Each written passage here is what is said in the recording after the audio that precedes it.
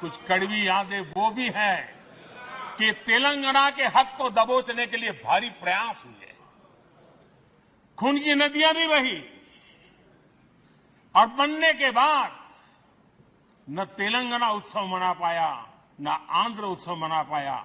एक कटुता के बीज बो दिए गए। अच्छा होता उसी उमंग और उत्साह के साथ हम तेलंगाना का निर्माण करते तो एक नई ऊंचाई पर आज तेलंगाना पहुंच चुका होता।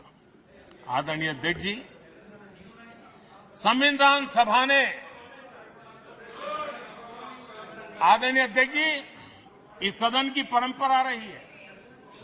संविधान सभा ने उस समय